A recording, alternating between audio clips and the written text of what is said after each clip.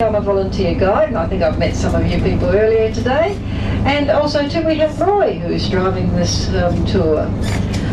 As we get started, if you can just please remain seated while the bus is moving. The reason being that we've got 3 different types of kangaroos here. We've got red kangaroo, western grey kangaroo and yellow. As we come around the corner here, we're going to come up to our next exhibit. And once again, we demonstrate our conviction to conservation. We've got our big solar tracking farm. We've got 3 big trackers here that are capable of generating 300 kilowatts of power on a daily basis. So we actually generate all the power we need here at Monarto, and in fact we do sell excess back to the grid. These 3 big trackers are capable of generating enough power to service 12 domestic homes. When they operate fully, they do work on the principle of a sunflower. In the evenings they form a tabletop position, but when the sun comes up in the morning, they assume a tracking position and follow the sun as it tracks across the sky. Ah, we've got a zebra crossing coming up, haven't we? We're lucky they didn't come through the gate.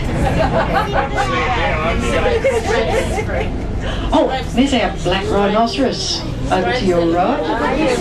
We've got a feast of animals all around us. Wow. I might talk about the rhinoceros first of all, because we'll pass him. Over to your right, as I said, is the black rhinoceros. Even though you're looking at him, and he's certainly not black, is he, children? He's a grey colour. But he's called a black rhinoceros, and I will explain when we get to the white rhinoceros. This is the smaller of the 2 rhinoceros that we have here at Monarto. This fellow is only a small one. He's 800 to 1100 kilograms. Critically endangered. Unfortunately, they have been hunted very heavily by poachers, hunting them for their horn. And their horn is made of keratin, which is the same substance as our hair and our fingernails. It's not made of bone, as many people think. But unfortunately, people who make traditional medicines just don't seem to understand that it has got no therapeutic benefit whatsoever. So unfortunately, the slaughter continues. And approximately 400 rhinoceros were killed last year in Africa. Coming up is our zebra. And these are the Chapman zebra, who are a subspecies of the Burchell zebra. And these are a zebra that are found on the plains of Mozambique, Botswana and Zimbabwe in Africa.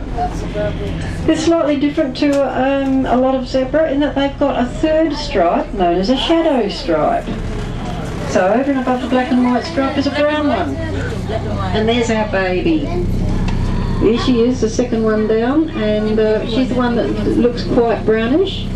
And she was born on the 7th of August, so she's still only a very young little zebra, and she still relies on her mum for her main food supply.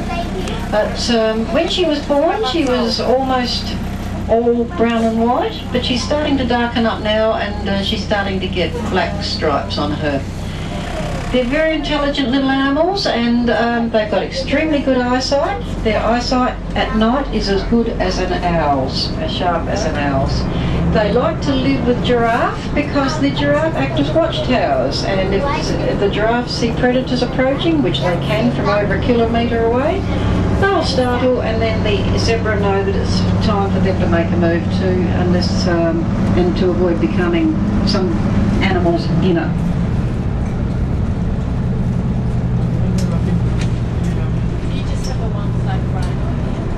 We do. The question is, do we just have the one black rhino? No, we have 2.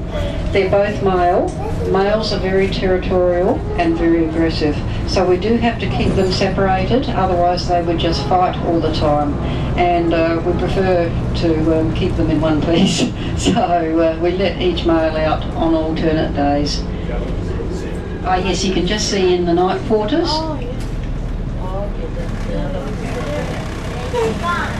It's most interesting because they're quite placid with the keepers. The keepers can scratch their noses and things like that, but it's just their instinct they, in the wild, males can patrol a certain territory. If anybody else enters onto their territory, quite a wacko.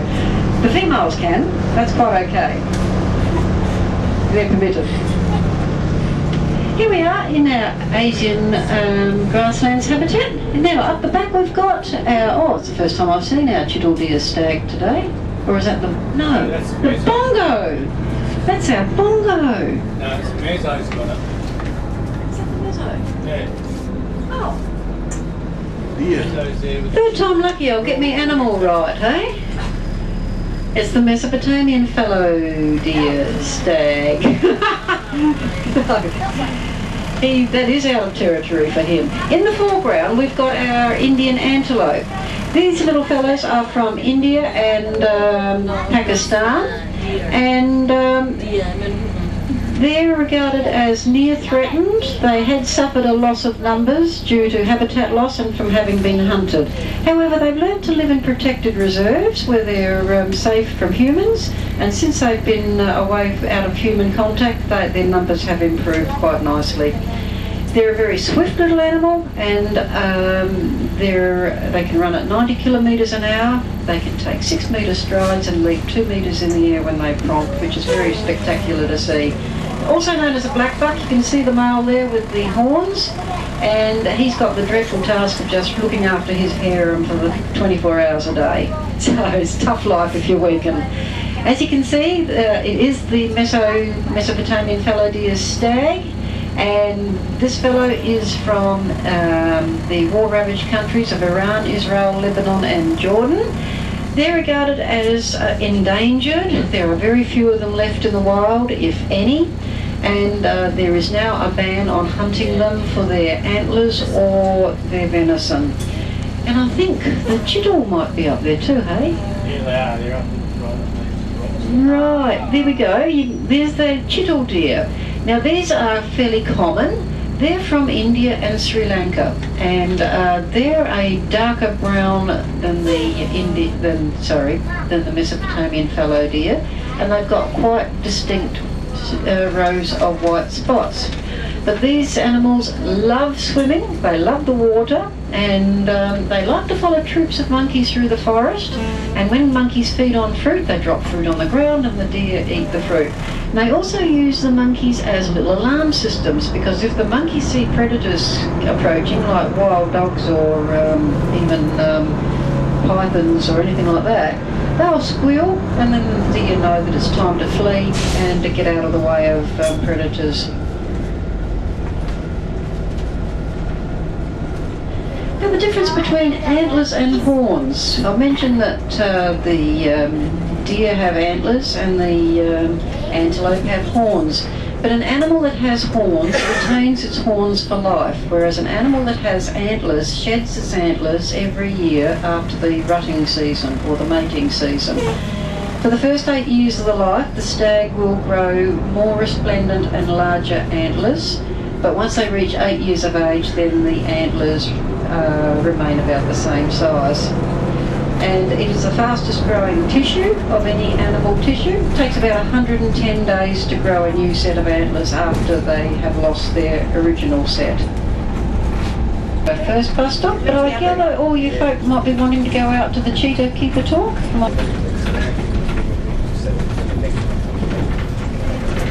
Around the leaves of trees and to pull the leaves off. They'll eat 35 kilograms of leaves on a daily basis, and as you would appreciate, we don't have 35 kilograms